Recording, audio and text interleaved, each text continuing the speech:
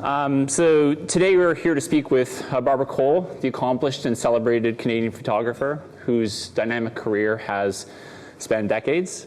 The human form has been a central focus of her practice from her beginnings as a fashion editor at the Toronto Sun to an award-winning artist whose work is featured in private and public collections all over the world. Her current exhibition around us here, Between Worlds, is an extension of a recently received monograph of the same title, recently published by teNeues.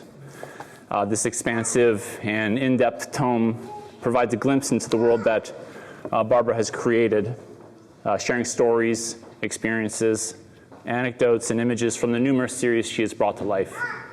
The publication is currently available at Indigo and Barnes & Noble, as well as on the Bau-Xi website. And here. And here. And we do have some copies here available for purchase today, and after the artist talk, Barb will be doing a Q&A and then a signing for those who would like to purchase the book, which we hope there will be many. And so with that said, thank you for being here. You're welcome. Thank you for asking me. And I was trying to delay this as long as possible, and then you said, let's do it. And I was like, I'm ready now. It's a great opportunity. So if we could start, I guess, by discussing the recent monograph, Between Worlds. How did the project come about? That was just by chance. There was a German person who works at teNeues who'd seen my work in Toronto 22 years ago, and took a JPEG. It was from the series Underworld, and he took a JPEG and put it on his computer screen. And 20 years later, sends me an email and says, "Would you like to do a book?" And but before that, he actually walked down the hall and spoke to the editor at teNeues and said, "What do you think about this woman's work?" And she said, "I was in Toronto 5 years ago, and I just saw her work as well, and I would love to do it." So yeah, so that's how it began. And then they emailed me, and I thought, you know, it's kind of out of the blue. So I thought maybe it's a hoax. And I saw it was teNeues, he was the publishing director. And so I thought, okay, I'll hop on a call. So yeah. That's how it happened. That's fantastic. And from that, great opportunity to the publication of the book, how long was this project in the works for?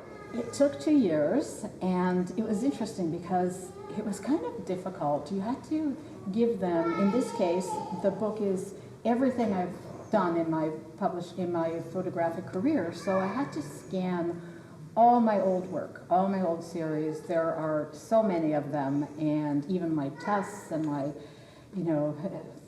pictures I loved but hadn't been part of anything.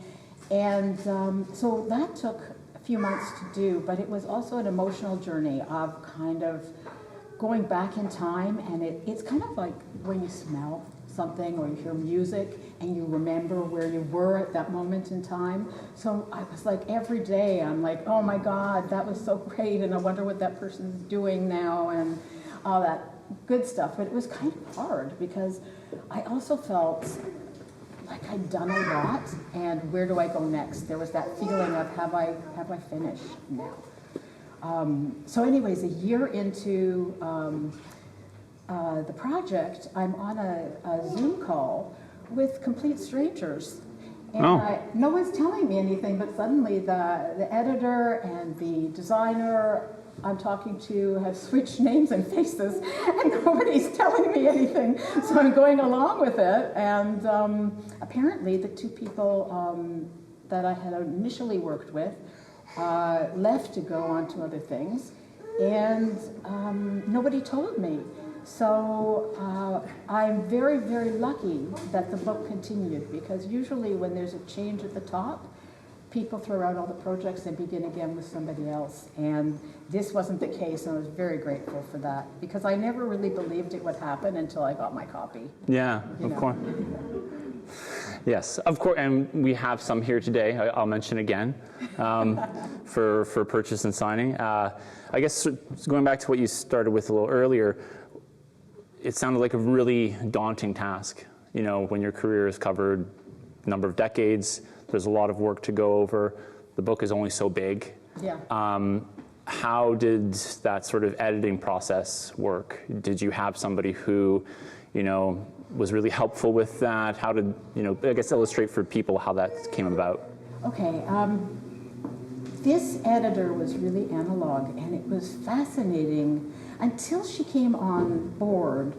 I wasn't quite sure how they were going to do it, because it goes back to 1984 up to the present, and there's a lot of work, and they're all disparate series. And she laid it out on the floor, and Julian, she laid it out on the floor, hard copy on pages, and just kind of cut and pasted. And there were 200 pages on her studio floor. She just kind of went like this and moved this over here and that kind of thing.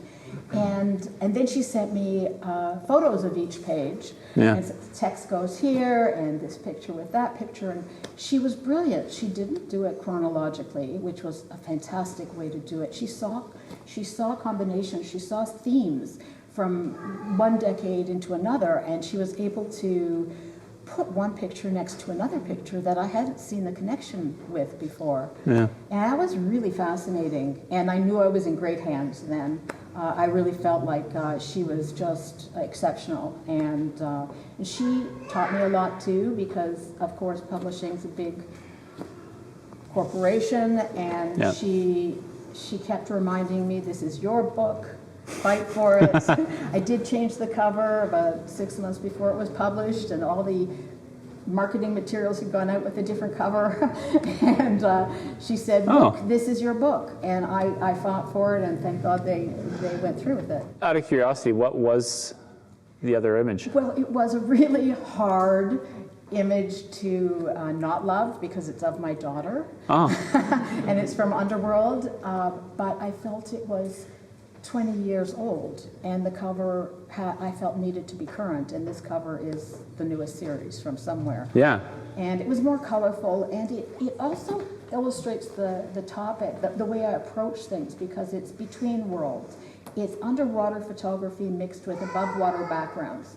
And it felt more like what I'm doing and where my head is right now than it would be of a woman in a pool just swimming along, which I love.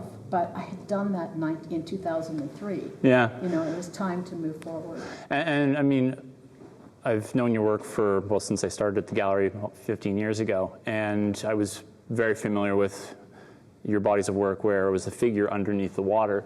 And you mentioned about this, how it's, a figure, kind of a cross between the two. Do you feel that that's kind of, it feels the most satisfying for you to think about how you can continue to reinvent your process and your practice? Yeah, I think that I've always been combining things in a different way. Whether it was hand-painted black and white where I started, mm-hmm. and I used to hand-paint the figure, and then I'd add jewelry, feathers, whatever I felt would embellish the picture. And back in the early 80s, that was not looked upon as something you should do. It was adulterating a photograph. And, and then I would do with shadow dancing, that's typical. It's an old-fashioned process. It's called tintype, and you might recognize that process from the war, where people were wearing their army uniforms and holding really still, because the film is very slow, so you have to hold still for 5 to 20 seconds, and so people can't smile because the smile will move. So I use that process because I got tired of buying film that would get discontinued. And this process, you make your own film. You make everything. So it's so analog. Light meters mean nothing. You are just taking a picture. You're making the film, pouring it on glass, shooting it. And that was my background. And then I ended up at the same moment putting color film in the camera. And then I would put the color film on the plexiglass in front of the black and white background. Mm-hmm. And you're looking like... We have one of those pieces just over there as well. So you're looking through the camera, basically. You're seeing what I see as I look into the camera. Yeah. And, you know, in underwater, in the beginning, I started just with, you know, the blue background and the white dresses. And then I really tried to stretch it, you know, and I put colored plexiglass on the floor of the pool and built a big platform, and you looked over the pool down into it, over red, blue, green, black. And the figure would dissipate because I would drag my shutter, and it was almost like an abstract painting. So I always go at things like that. You know, the latest work somewhere. Yeah. I love working with designers, so I worked with a New York designer who did these gorgeous gowns for me that I plunged into chlorine, and they lasted somewhat. The first iteration of these gowns had feather boas, and I had to close cut the feather boa, so then I sent them back. Didn't work so well. I said, in August, I said, can you change the feather and make me ribbon? Because it's really hard. And then I transposed those figures onto the most beautiful ballrooms that I could find. Yeah. Versailles and castles in Germany, and, you know, whatever kind of interior landscape hit my fancy, because I saw this as a group of women. It was the first time I shot 3 women at once. And underwater, that's kind of difficult because usually, well, people have different amounts of air they can hold, and everyone gets set to take the picture at a different moment in time. So you need 3 women who can get down to the bottom of the pool, Yeah. hold still, straighten their hair, straighten their dress. Sounds like a lot. Picture, you know. So that was kind of the theme here, and then it was like 3 friends. I could just imagine myself with friends, you know, being in the Versailles or the Hall of Mirrors, you know, in my great dress, Yeah. wandering through. Yeah, exactly. We're all just hanging on to each other, having a ball. So that was just lighthearted, fanciful. But again, you know, it's underwater photography, but I use water as a vehicle? Yeah, as a vehicle.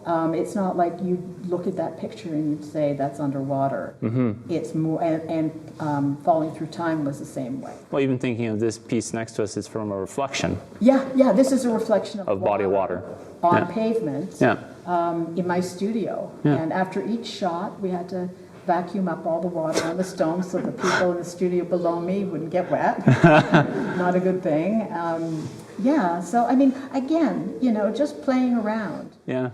And these were interesting because I had just started learning wet collodion. And What's wet collodion? Oh, wet collodion is a turn of the century process that first process using film, where you have to make your own film. It's kind of like if you think of an instant Polaroid. You make your film, and you within the course of your you know, then you develop it, and then you fix it, and then you have a positive on glass, and that's your final, and then you scan it, so it becomes digitized, and then you can make it large. Right. Because my originals are 4x5 plates of glass.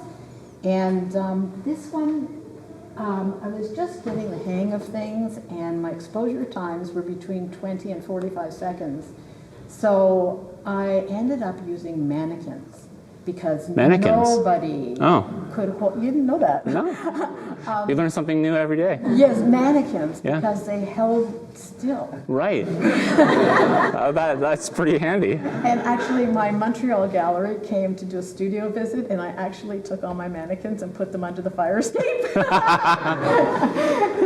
So they wouldn't guess. Right. But the guy who owned the gallery, he knew something was up. You could tell he was fishing around. But I wouldn't. I'm open with it now. It's been 10 years. I'm working through that. Well, it's a trade secret. Yeah. You got to hold on to those. Yeah. But. Well, I think about shadow dancing, where I had the pleasure of going to Barbara's studio to see her create one of those images. And I shot you. Yes, she did shoot me. It was actually pretty cool.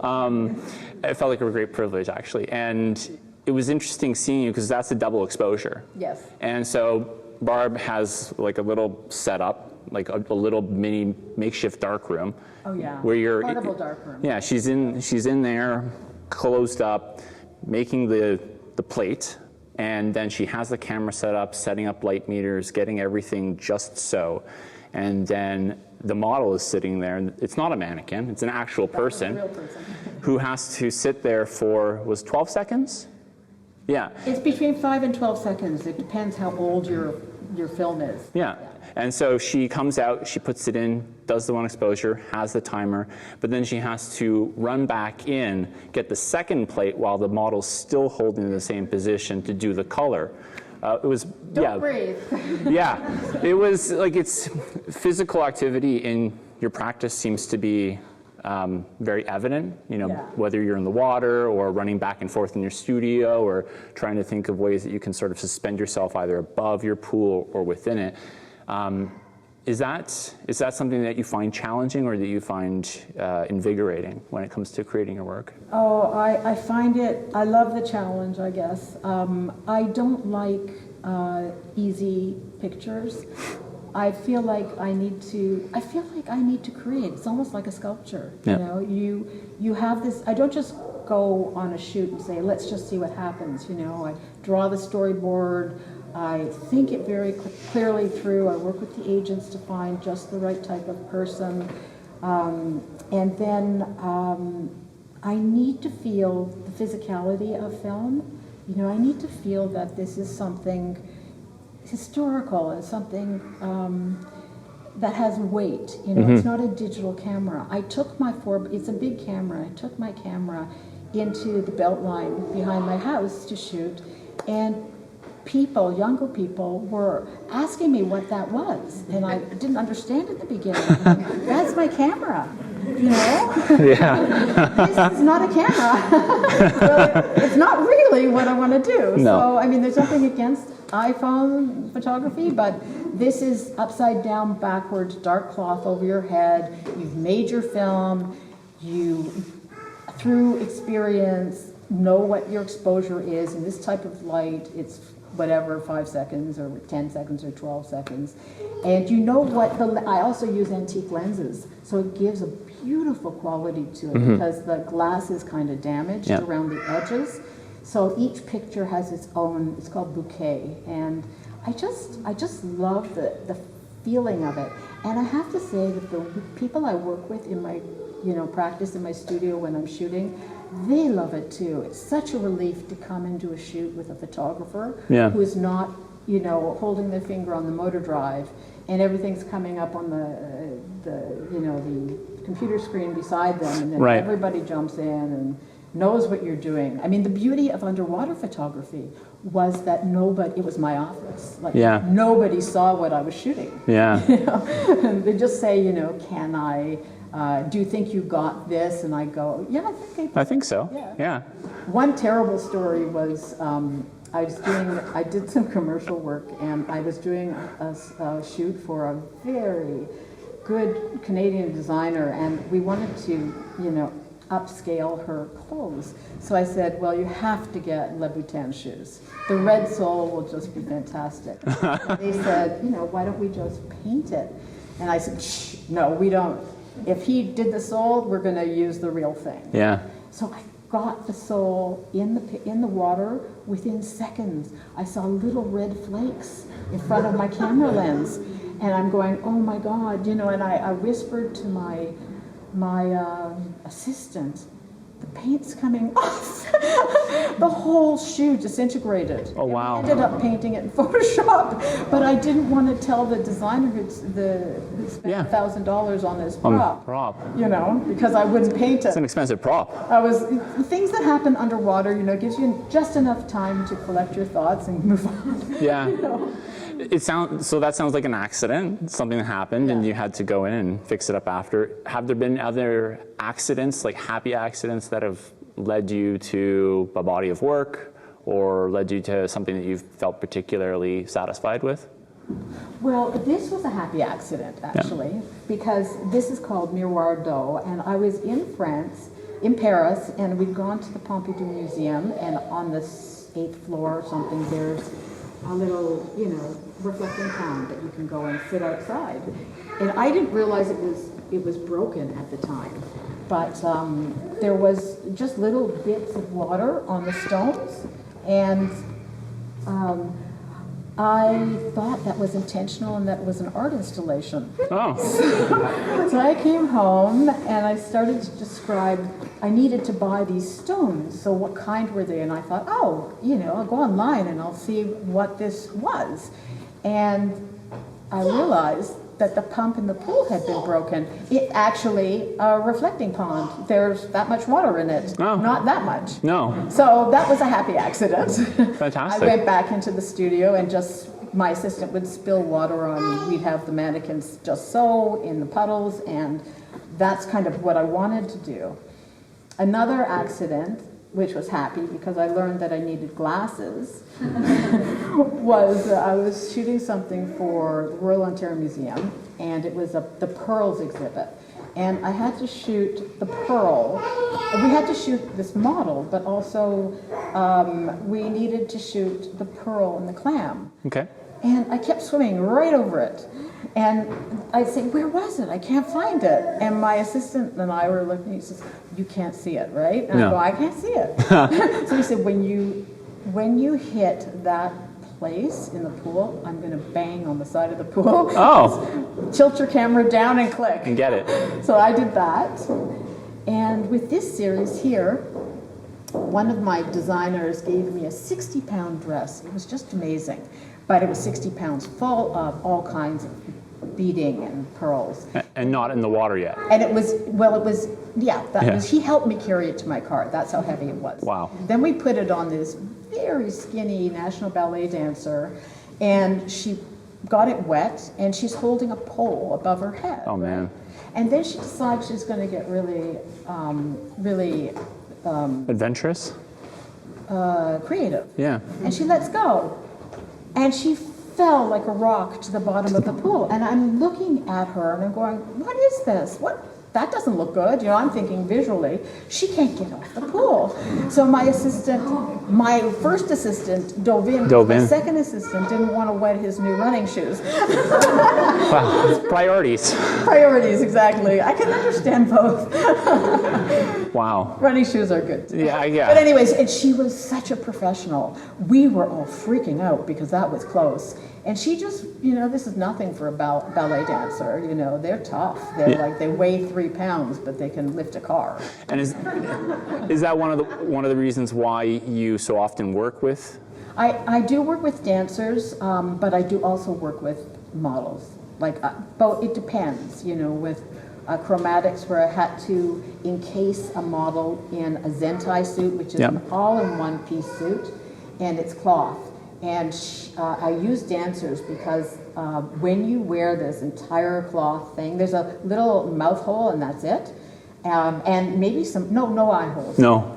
So it got wet and it sucked into her face. So she couldn't open the mouth hole. So she was dying, and she was fine too. But if it had been me, I would have walked out. Yeah.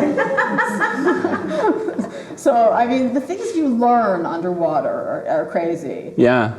I had, in the beginning, it wasn't a digital camera, and it was, it's a manual camera, and manual flash, which meant I had to measure the distance from the flash to the model. Right.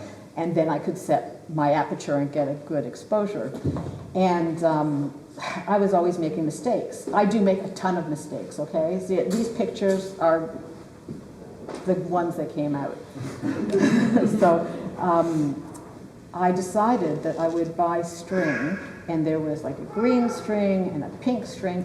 5 feet was a green string, 10 feet was I thought it was a brilliant idea. That's a brilliant idea. Pink string. Yeah. And I set my aperture and it all worked out. Yeah. And then the next shoot I did was totally out of focus because it was a cotton string. Oh. And it had shrunk. So all my measurements were off. And when I was starting underwater, I didn't know what a weight belt was. I'm a certified diver. But I didn't even know what a weight belt was. And I took my husband's barbell and I put it on my stomach at the bottom of the pool. Really? Yes. And so I learned about weight belts with that. And I used a garden hose it worked when I cut it, and I was just a foot under the ground. I could breathe with the garden hose. Oh, yeah. But if you go lower, of course, It's a little there's harsh. pressure. Suck your ear in. So I was just learning as I go along. I'm very experimental. I think things will work. I hope things will work. But I always say, what if? Yeah. And I think that's the beauty of, being a photographer is what if. Yeah. It gets you in trouble. You make a ton of mistakes, but also you're excited. Yeah.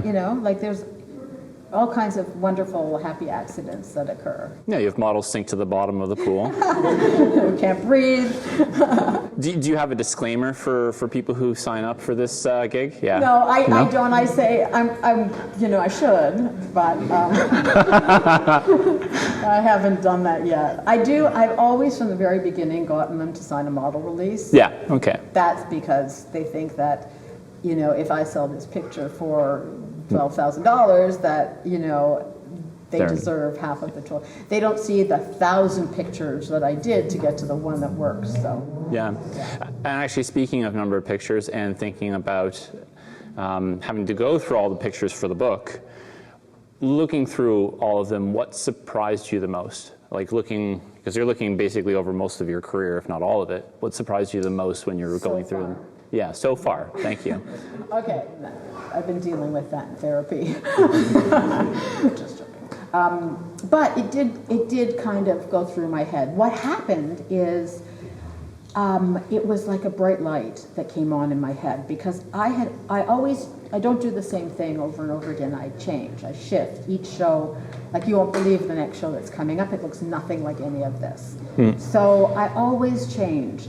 And having worked with this designer, she showed me the through line of all of my work. Like I realized no matter whether I'm using a brush or a camera or stones or finger paint, there is a look I go for. And I'm not going to tell you what that is, but you feel it. This person is like over it. So the book was enlightening, I have to say.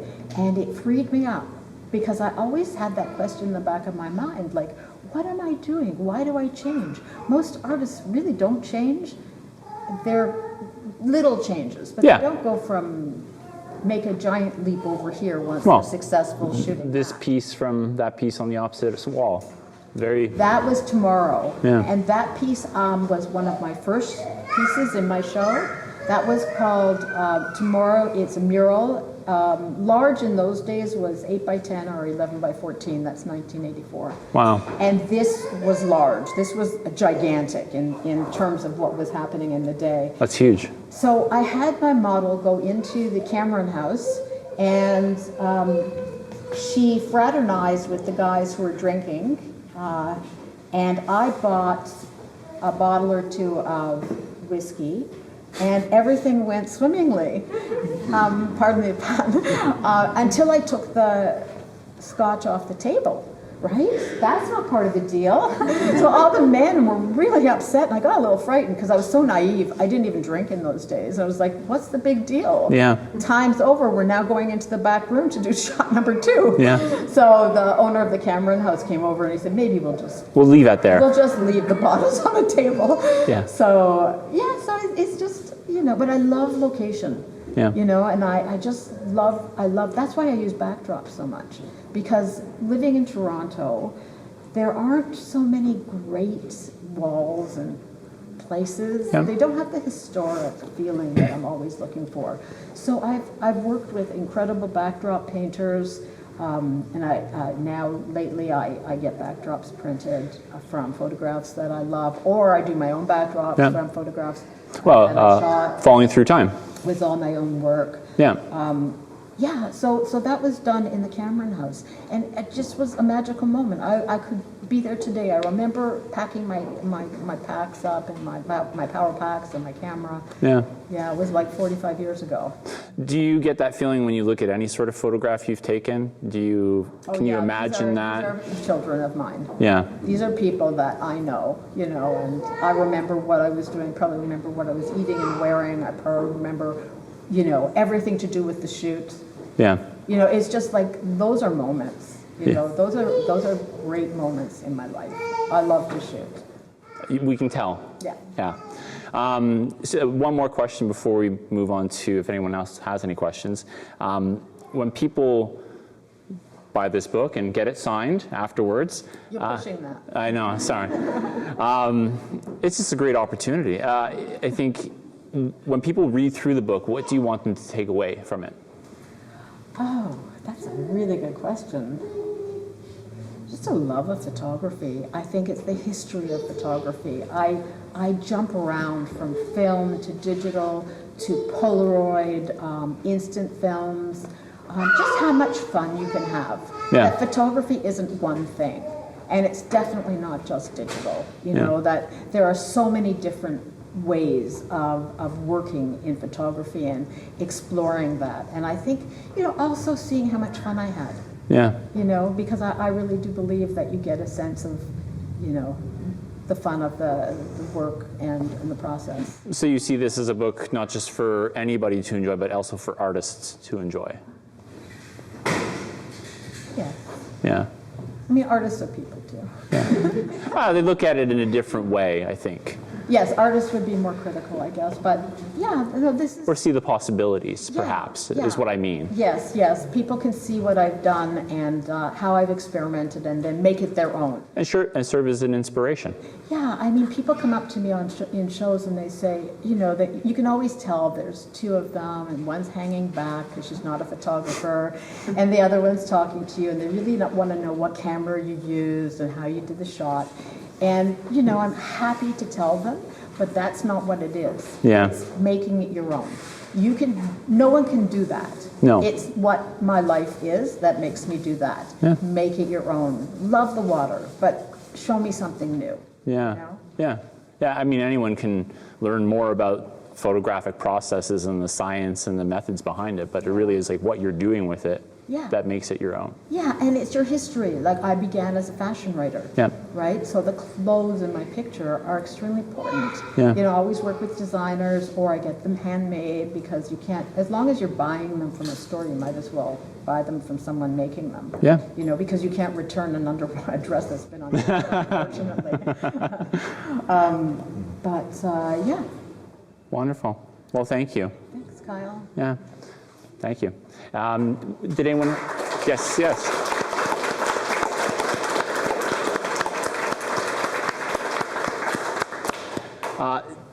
Did anyone have any questions? Yes. You were saying earlier that it seems like an easy picture is not really worth taking. That the process of getting to the image is part of your process.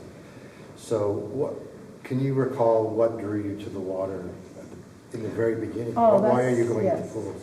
That's a great question. Yeah, great question, since I spent 24 years underwater and haven't addressed that. I always swam. I was on the swim team in high school. I love swimming. Swimming is my happy place, and I swam every day because I had a terrible series of migraines. I had a migraine that actually lasted 3 years. It was like killer, and everybody gave me advice, and one of the things I had to do was swim.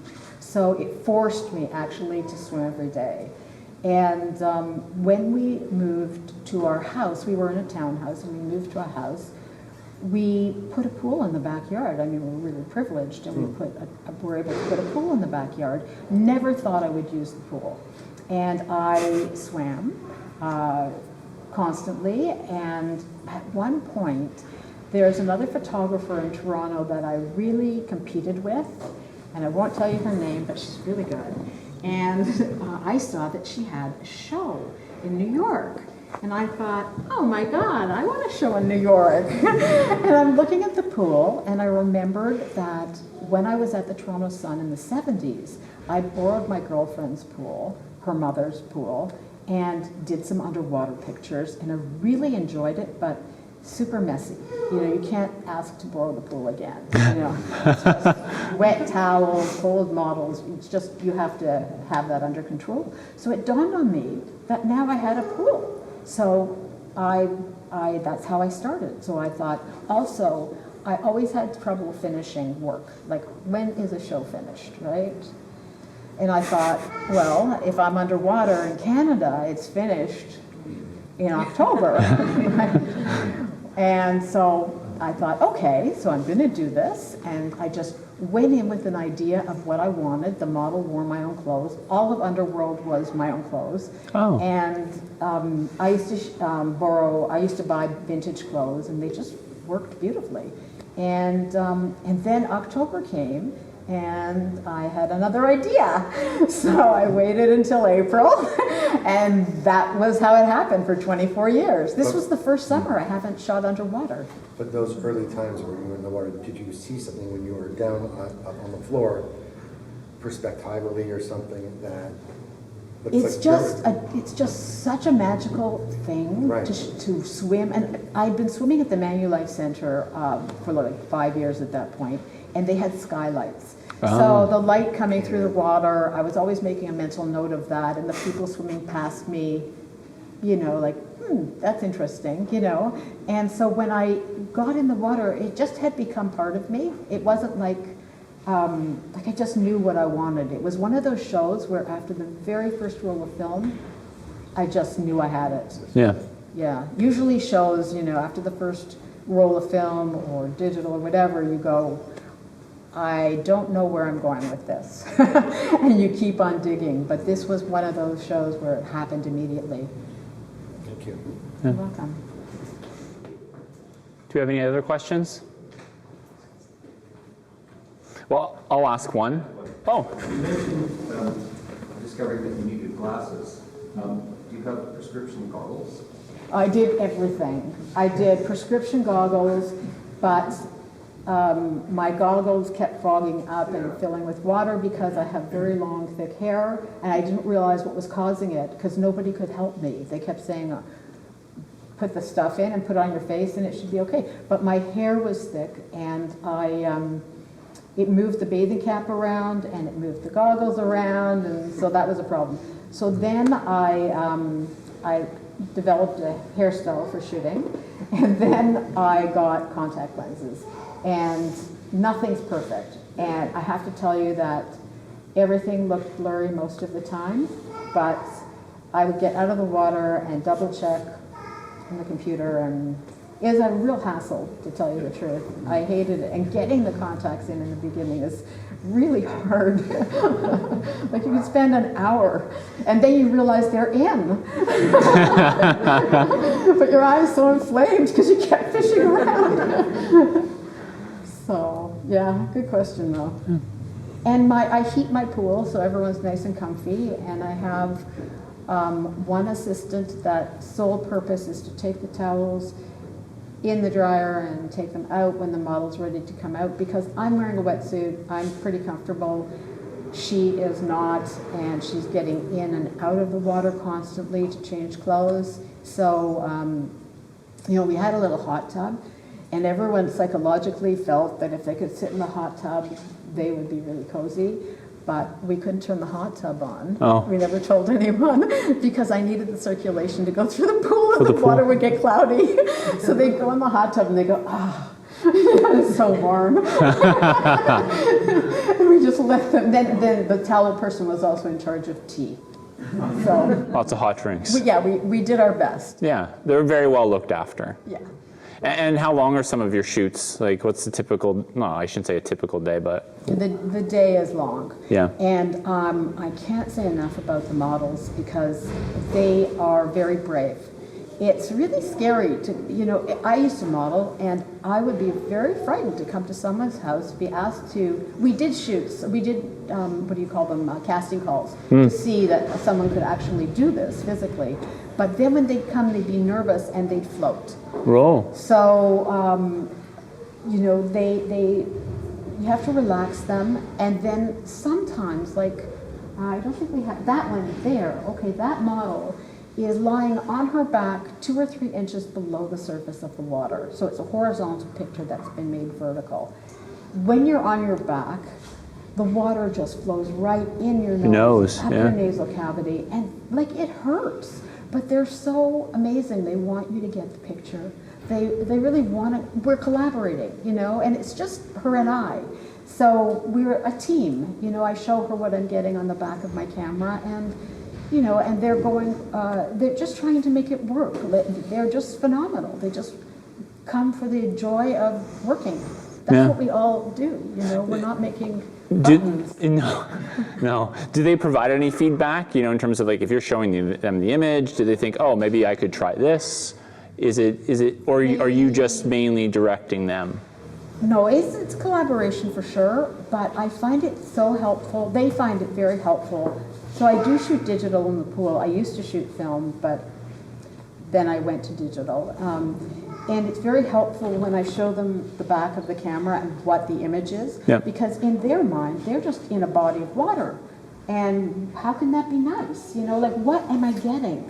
And once they see with my lens and my crop and the you know, shutter speed, Yeah. how it's become now kind of a myth, and Yeah. now we're really playing, then they get it. Then they get it. Then they understand and they know, because in the beginning I'm going, okay, so typically I say, you're a rag doll.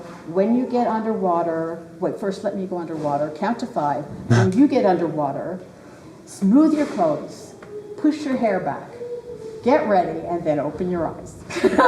And by that time they're already up. Yeah. You know? Yeah. So as we get through the shoot, they become better. Yeah, more I've confident. been shooting all week, Yeah. all month, and I can hold my breath like great, you know, like 3 times they're up and down.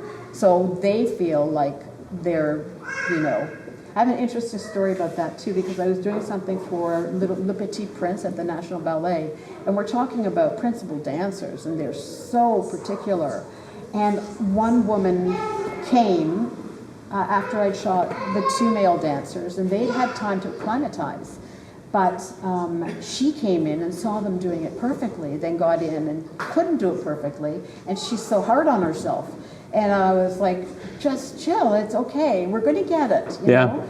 But in the meantime, she was fixing her clothes in such a beautiful way that she spun out of her clothes, and it's for Forget-Me-Not lenticular. Okay. Oh, yeah. Yeah, Okay. and once That's- she did that Oh. for me, and she saw our reaction, she was chill. Yeah. She was like under the water, above the water. got you know, this. she just, but it's hard. People feel they're failing you, Yeah. and you know you don't want to fail anybody. And I say, you know, like, God, you know, I've been doing this for years. You're just here this morning. I give you all the credit in the world. Yeah. Just please don't point your toe. You know, I kind of tack it on at the end. Yeah, of course. Just don't do that. No. No, we're not. There are some rules. Yeah. No fingers like this and no pointed toes. Any other questions? Okay. Well, thank you again. Thank you very much for coming. Thank you.